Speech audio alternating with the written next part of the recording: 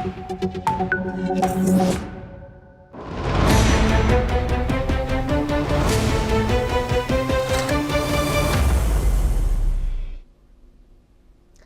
and welcome back to NewsX World. I'm Kriti Mehta and you're watching Focal Length, where we get you a briefing on topics from across the world. From NATO's future and defense spending disputes to the rising China-Russia axis and escalating nuclear threats, America's role as a global leader is under intense scrutiny. Public attacks on allies, trade and tariff threats, and diplomatic controversies and conversations, including Greenland, have raised questions about US credibility and the future of the Western alliance system. Joining me now is Ambassador John Bolton, an American attorney, diplomat, and a political commentator. He served as the 25th United States Ambassador to the United Nations and later as the 26th U.S. National Security Advisor. With decades of experience at the highest levels of American foreign policy, he remains a key voice on global security and alliance politics. Thank you for joining us, Ambassador Bolton. It's a pleasure to have you. Well, thank you very much. Glad to be with you. All right, so let's start now. My first question to you. You've recently described NATO as history's most successful political military alliance. How do you respond now to Trump's recent criticisms of NATO members' defense spending, and what risks do you see in his approach to berating allies publicly? Well, I think Trump has done a lot of damage to NATO by the kinds of criticisms he's made, and he's called into question U.S. good faith and dependability. Certainly, I think it was correct to urge NATO members to spend more on national defense, as the U.S. itself should spend more. But fundamentally, Trump doesn't understand alliances. He doesn't understand NATO. He doesn't understand what the United States gets from NATO, which is pretty obvious, it seems to me, enhancing our security as well as our participation, enhancing the security of the other allies.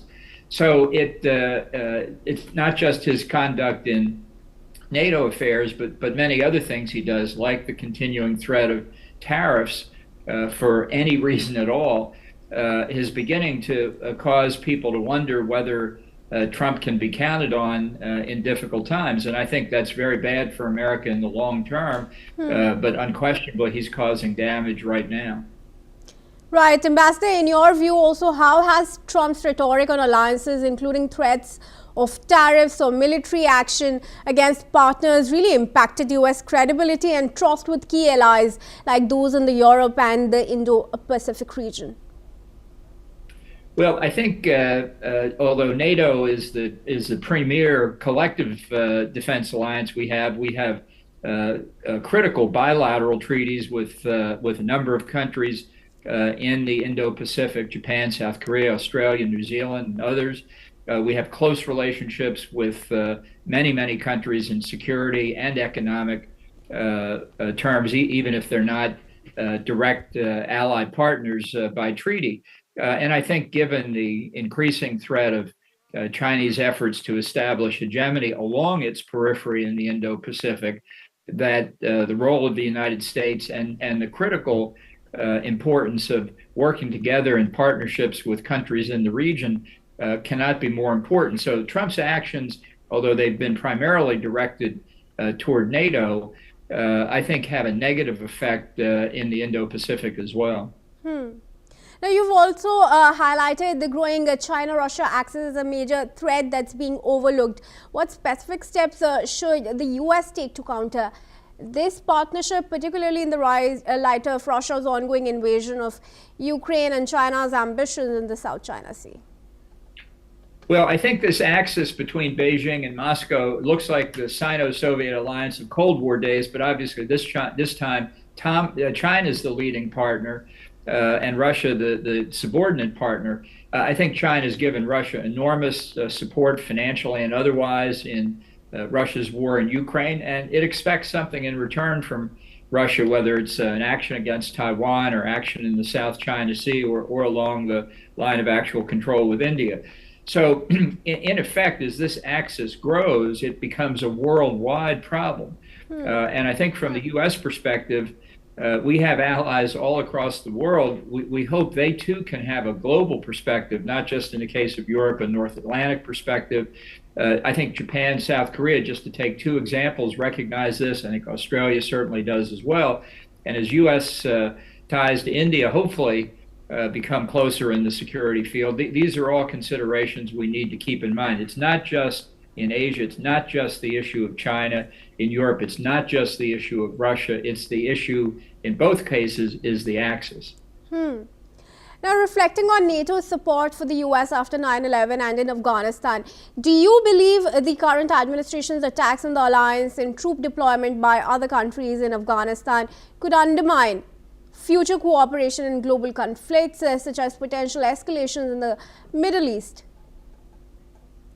Well, I think the situation in Afghanistan is troubling for everybody. I think it has again become a refuge for international terrorists. We know that ISIS-K has already staged attacks in Iraq and in Moscow in the past few years. It shows they've got the capability to strike at great distances. I never favored American or NATO withdrawal from Afghanistan. I think the lesson learned there is that it's better to be there, to be able to see the developments and the risks of the terrorist threat rather than to withdraw and turn the nation of Afghanistan, in this case, over to the Taliban or other radical groups. Now, Ambassador, during your tenure as a national security advisor under President Trump, you've advocated for a hardline stance on issues like North Korea and Iran. How do you assess the current administration's handling of these nuclear threats, and what changes would you recommend, if any? Well, with respect to North Korea, the administration has done almost nothing, and that's dangerous because North Korea continues to test and expand its ballistic missile and I believe its nuclear weapons program. So just leaving it alone may mean that there's not much public press focus on it, but that doesn't mean that the threat isn't growing. Obviously, in the case of Iran, Trump has done a 180-degree turn, at least of his recent remarks are accurate, when he called on the people of Iran to keep protesting, to take control of their institutions. He said that Iran needs a new regime, which certainly I believe for about 25 years. As we speak, American forces continue to move into the region and to take precautionary steps. A lot of consultations going on with countries in the region. There may be a significant U.S. military strike against the Ayatollahs and the Revolutionary Guard coming. I hope so, but I hope it's also part of a larger strategy to change the regime in Iran. As long as the Ayatollahs and the Revolutionary Guard remain in power, there's really no chance for peace in the Middle East or the wider region. And I think dealing with that issue could be one of the most important outcomes of Trump's second term. That, of course, is a subject for deeper discussion, but you've also criticized the White House for mishandling negotiations over Greenland and not distinguishing between friends and adversaries. How does this fit into broader concerns about the U.S. leadership eroding decades of built-up trust with its international partners? Well, I think it's been disastrous within NATO, and I've spent a lot of time trying to explain to people that it's really Donald Trump and a few people around him who have this misconception about the need for U.S. sovereignty over Greenland. Look, if the people of Greenland voted in a free and fair referendum to become a U.S. Commonwealth, I'd welcome it. But it's not necessary to take the steps that we need to protect not just U.S. security, but Canadian security, Danish security, security for all of NATO against the Chinese and Russian threat in the Arctic as the polar ice cap melts. And I think for other countries that look at what the damage that Trump is doing in NATO, they say, my goodness, if the president can't even understand how important NATO is for peace and security in the North Atlantic, but really worldwide, what reason do we have to trust him saying he wants to be close to us? All right, Ambassador, one final question before I let you go. Would you see as the greatest challenges to U.S. national security in the next few years?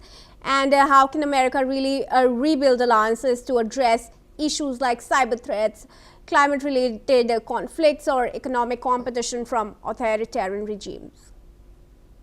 Well, I think there are a number of challenges. Unfortunately, I think the first, this question of economic relations, because of the tariffs Trump has imposed, we may get a Supreme Court decision in the near future. If they strike the tariffs down, that would make it a very different picture. But the tariffs have not produced the economic results Trump said that they would. They're a covert way to raise taxes on American consumers, and they've had an incredibly negative effect on our relations with countries in the world, India being a good example. But the main threat we see in the near term and for the rest of the century, really, I think, is China and the China-Russia axis. Will China in the next few years move against Taiwan or in the South China Sea or elsewhere? These are all questions that people along China's Indo-Pacific periphery are all concerned about. And they want to see, I believe, a United States that's prepared to make sure China just can't work its will, one country at a time, dividing and ruling in effect. So that'll be a real test, I think, certainly for the rest of Trump's 3 years in office. Indeed, Ambassador John Bolton, thank you very much for joining us and for sharing your insights on Focal Length with us. Well, glad to be with you. With that, viewers, it's a wrap on this episode of the Focal Length in NewsX World. For more international news and updates, stay tuned.